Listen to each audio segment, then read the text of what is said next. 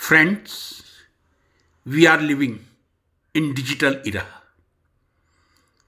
हम सुबह उठते हैं, मोबाइल हमारे हाथ में होता है, ऑफिस की तरफ प्रस्थान करते हैं, बैग में लैपटॉप होता है, ऑफिस के अंदर पहुंचते हैं, डेस्कटॉप होता है, घर वापस आते हैं, वही पुनरावृत्ति, लैपटॉप हाथ में, डेस्कटॉप या मोबाइल. आज मोबाइल, ये अतिशयोक्ति नहीं है मुझे कहने में, एक ऐसा खिलौना बन गया है जिसको 1, 1.5 या 2 वर्ष का बच्चा भी एंजॉय करता है और 70-80 साल का व्यक्ति भी एंजॉय करता है. दोनों के एंजॉय करने की अलग अलग परिभाषाएं होती हैं, अलग अलग सीमाएं होती हैं, अलग अलग मापदंड होते हैं. जब 1.5-2 साल का बच्चा मोबाइल हाथ में लेता है तब उसका आकर्षण मोबाइल गेम्स की तरफ होता है, और जब कोई एक मैच्योर्ड पर्सन मोबाइल हाथ में रहता है तब उसका ध्यान टॉक से ज्यादा ज्ञान प्राप्ति की तरफ ही रहता है और रहना चाहिए. जी हां, 1990 के लगभग कंप्यूटर का आगमन हमारे देश में हुआ था. 1990 से पहले बहुत कम यूनिवर्सिटी सेंटर्स में कुछ कंप्यूटर हुआ करते थे. याद है मुझे, मैंने 1989 में जब एकेडमिक स्टाफ कॉलेज में ओरिएंटेशन कोर्स किया था, तब एक 7 दिन का certificate course university of Rajasthan के एकेडमिक स्टाफ कॉलेज से मैंने किया था. उस समय का कंप्यूटर एक लोहे का बॉक्स और उस पर रखा हुआ मॉनिटर, नीचे यूपीसी, ऊपर मॉनिटर, और एक हार्ड डिस्क हुआ करती थी जो शायद आज की पीढ़ी ने नहीं देखी होगी. युगांतर में लेट 90s में कहता हूं, एक नया शब्द आया था सीडी, जिसको हम कॉम्पैक्ट डिस्क कहते हैं. ऐसा कहा जाता था कि यदि हम सीडी का प्रयोग करें तो शायद कई फ्लॉपी की सामग्री एक ही सीडी में हम कलेक्ट कर सकते हैं, एकत्र कर सकते हैं. समय बीता, कुछ वर्षों बाद एक नई ड्राइव सामने आई, पेन ड्राइव. जी हां, आप सबको मालूम होगा, सीडी में एक बहुत कॉमन प्रॉब्लम हुआ करती थी, वो थी करप्ट होना. सीडी करप्ट हो जाती थी, वायरस आ जाता था, डेटा समाप्त हो जाता था. पेन ड्राइव की शुरुआत हुई थी. सबसे पहले मार्केट में, मुझे अच्छी तरह याद है, 1 MB की पेन ड्राइव आई थी. 1 MB की पेन ड्राइव, और लगभग उसकी कीमत 2005-06 के आसपास 600 या 700 रुपए की थी. समांतर में अब हम देखें, हमारे पास 1 TB की पेन ड्राइव भी उपलब्ध है.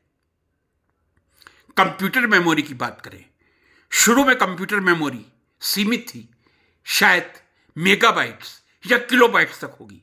समय के साथ वो बढ़ती गई.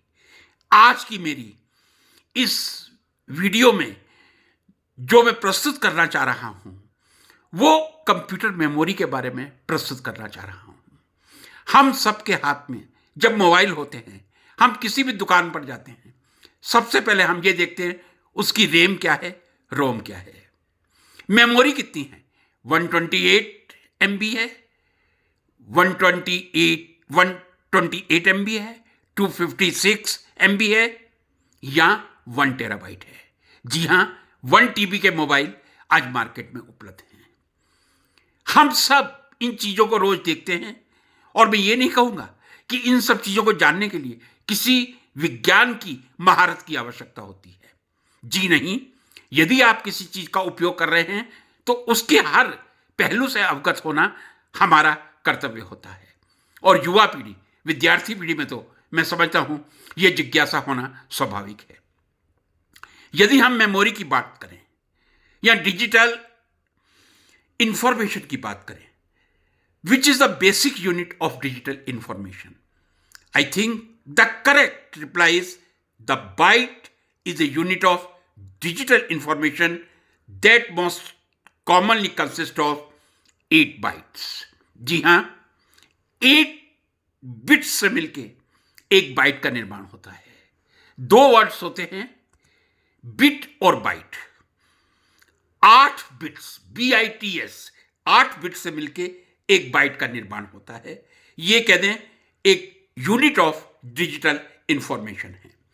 अब जब हम समय समय पर बात करते हैं मेगाबाइट की, गीगाबाइट की, क्या आपने कल्पना की है कि कितनी स्टोरेज कैपेसिटी हमारे इस ई सिस्टम ने हमें प्रदान की है?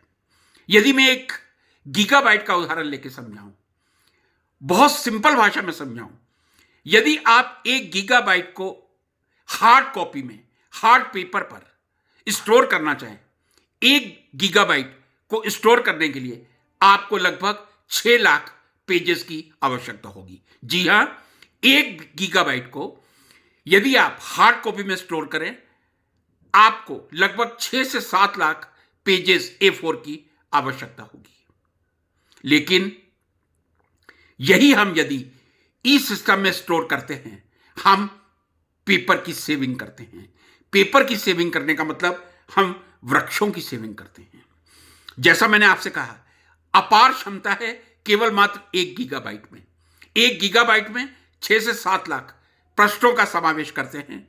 और यदि मैं विद्यार्थियों के लिए बहुत सिंपल भाषा में यह कहूं कि 1 गीगाबाइट में लगभग हम 3300 बुक्स का संग्रह कर सकते हैं, तो यह कोई अतिशयोक्ति नहीं होगी। लेकिन जब कभी विद्यार्थियों से पूछा जाता है कि आपको मेमोरी बाइट्स कौन कौन से मालूम हैं, किलोबाइट आ जाता है, मेगाबाइट आ जाता है, गीगाबाइट आ जाता है।